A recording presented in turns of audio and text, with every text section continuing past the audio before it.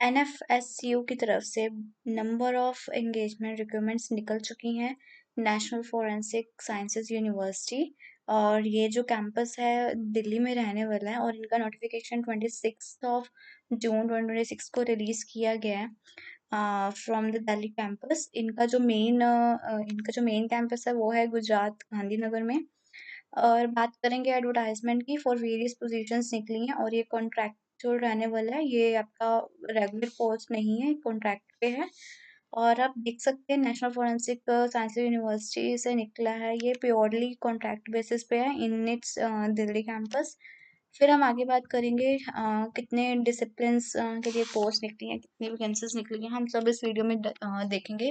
और साथ में जो इनकी जो एलिजिबिलिटी क्राइटेरिया वो भी हम साथ में ही देखेंगे। तो please let's start a video. तो सबसे पहले बात करेंगे स्टार्टिंग में इन्होंने दिया हुआ है details of the teaching positions. जो फर्स्ट पोजीशंस हैं देख सकते हैं, स्कूल ऑफ बिहेवियरल फोरेंसिक्स। जो पोस्ट है वो है एसोसिएट प्रोफेसर की तरफ से in clinical psychology. Number of vacancies आप देख सकते हैं एक है। और असिस्टेंट प्रोफेसर की क्रिमिनोलॉजी में है in the school of behaviour forensics. अगर हम स्कूल ऑफ मैनेजमेंट की बात करें, इन फाइनेंस एंड अकाउंटिंग में चाहिए वैकेंसी असिस्टेंट प्रोफेसर की एक ही है। और नंबर ऑफ देख सकते हैं नंबर ऑफ डिसिप्लिन है, नंबर ऑफ एरिया है, कॉर्पोरेट लॉ है, cyber security, digital forensic, criminal law, सबकी एक एक वैकेंसीज हैं। फिर हम आगे बात करेंगे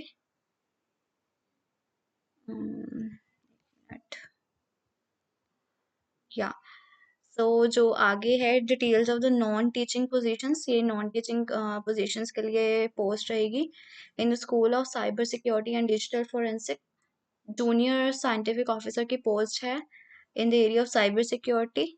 देख सकते हैं दो वैकेंसीज है, साइंटिफिक असिस्टेंट के लिए एक है, लैब असिस्टेंट के लिए भी एक है।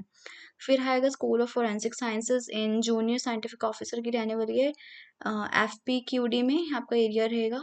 एक वैकेंसी है केमिस्ट्री में, एक है टॉक्सिकोलॉजी में, एक है physics, ballistics, biology and DNA में भी एक है। साइंटिफिक असिस्टेंट की यहाँ पे पोस्ट रहेगी। फिर हम देख सकते हैं सब में एक एक पोस्ट है। और जो इनका जो इंटरव्यू डेट्स हैं, जो school of forensic science and school of management studies था, जिनका इंटरव्यू डेट है वो है 8 जुलाई 2026। स्कूल ऑफ साइबर सिक्योरिटी और डिजिटल फोरेंसिक्स के लिए या फिर बिहेवियर फोरेंसिक या school of law forensic justice and policy studies की, उनका है 9 जुलाई। और जो cyber security and digital forensics के लिए थी वो है 16 जुलाई। स्कूल ऑफ फोरेंसिक साइंसेस, उनका है 17 जुलाई को। स्कूल ऑफ बिहेवियरल फोरेंसिक्स में 18 जुलाई को इनका इंटरव्यू डेट है। और यहाँ पे आपको ऐसे कोई एग्ज़ाम नहीं है, आपने मतलब ऐसे एग्ज़ाम मतलब का ऐसे कोई रिटन एग्ज़ाम नहीं है, यहाँ पे आपका पर्सनल इंटरव्यू दिया जाएगा, उसके बेसिस से आपको शॉर्टलिस्ट किया जाएगा। और आप देख सकते हैं सब में एक एक वैकेंसीज थी। फिर हम बात करेंगे जो इनका लास्ट डेट ऑफ अप्लाई है वो रहने वाला है 5 जुलाई, मतलब संडे को 5 जुलाई। आप रात मिडनाइट तक फॉर्म फिल कर सकते हैं। फिर हम जो इनकी एसेंशियल क्वालिफिकेशंस हैं, जो इनको क्राइटेरिया एक्सपीरियंस चाहिए वो बात करेंगे। स्कूल ऑफ बिहेवियरल फोरेंसिक्स में एसोसिएट प्रोफेसर के लिए क्लिनिकल साइकोलॉजी में आपको जो एसेंशियल चाहिए वो है PhD in relevant discipline with first class in proceeding degree. आपके पास ये PhD होनी चाहिए, साथ में रेलिवेंट एक्सपीरियंस होना चाहिए 6 साल का आफ्टर PhD, मतलब कि PhD के बाद आपका 6 साल का एक्सपीरियंस होना चाहिए।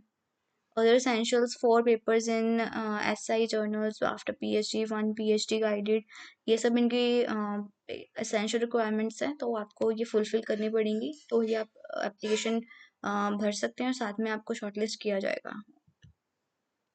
फिर उसके बाद है क्रिमिनोलॉजी के लिए प्रोफेसर असिस्टेंट की post, PhD in relevant discipline with first class in proceeding degree या फिर मास्टर्स की डिग्री इन फोरेंसिक साइकोलॉजी भी होनी चाहिए। साथ में जो आपका डिजायरेबल है, candidate having experience in the field of behaviour science या फिर क्लिनिकल साइकोलॉजी और क्रिमिनोलॉजी, वो भी आपको डिजायरेबल है। PhD तो होनी चाहिए, साथ में आपका masters degree in forensic psychology या फिर क्रिमिनोलॉजी में होना चाहिए। आप देख सकते हैं आगे इनकी नंबर ऑफ पोस्ट हैं जो इनके फोरेंसिक साइकोलॉजी के लिए जो साइंटिफिक असिस्टेंट हैं उसमें आपको 30 इयर्स की एज चाहिए अपर लिमिट, और इसमें आपको एमए या फिर एमएससी या फिर आपने क्लिनिकल साइकोलॉजी में, फोरेंसिक साइकोलॉजी में या फिर क्रिमिनोलॉजी में स्पेशलाइजेशन, क्लिनिकल साइकोलॉजी में अगर आपने मास्टर्स किया है तो आप एलिजिबल हैं, और आपको good knowledge of Hindi, English and computer proficiency पता होना चाहिए। और साथ में आपको डिज़ायरेबल आपका फैक्ट का जो एग्ज़ाम है वो क्वालिफाई हुआ होना चाहिए। आगे लैब असिस्टेंट की पोस्ट है, बैचलर्स की डिग्री चाहिए इन क्लिनिकल साइकोलॉजी, और आपको knowledge of English and Hindi is must, और गुड एकेडमिक रिकॉर्ड होना चाहिए, 30 इयर्स की अपर एज लिमिट है, और practical knowledge of handling of laboratory के लिए। ये पोस्ट है लैब असिस्टेंट की। फिर हम आगे बात करेंगे assistant professor in finance and accounting. PhD चाहिए आपको, साथ में फर्स्ट क्लास की पीएचडी चाहिए, साथ में आपको मास्टर्स की डिग्री चाहिए in commerce, accounting management, data science, data analytics, business intelligence और कोई भी रेलेवेंट डिसिप्लिन में। और फिर हम जो यहाँ पे डिज़ायरेबल की बात की हुई है ये आप नोट पढ़ सकते हैं, आपको क्या डिज़ायरेबल है। आप अगर आपने ये सब क्वालिफाई किया हुआ है तो आप इस पोस्ट के लिए डिज़ायरेबल रहेंगे। फिर आगे बात करेंगे assistant professor for general chemistry, PhD की नीड है यहाँ पे, साथ में in MSc in forensic science with specialisation in the appropriate branch of first class. फिर इसमें आपको जो जैसे कि देख सकते हैं candidate have experience in the field of forensic science and relevant field. अगर आपके पास ये है तो आप डिज़ायरेबल रहेंगे इस पोस्ट के लिए, तो आप अप्लाई कर सकते हैं। और साथ में एसेंशियल क्राइटेरिया मास्टर्स डिग्री होनी चाहिए इन फोरेंसिक साइंस, साथ में आपको good knowledge of Hindi, English होना चाहिए, और आपका फैक्ट प्लस एग्ज़ाम क्लियर होना चाहिए, क्वालिफाई होना चाहिए। आगे आप देख सकते हैं साइंटिफिक असिस्टेंट की पोस्ट है फॉर केमिस्ट्री, टॉक्सिकोलॉजी। यहाँ पे आप सब कुछ एसेंशियल क्वालिफिकेशन डिटेल पढ़ सकते हैं। साइंटिफिक असिस्टेंट डीएनए के लिए, और साइंटिफिक असिस्टेंट बायोलॉजी के लिए, फिजिक्स के लिए बताया गया है। लैब असिस्टेंट है।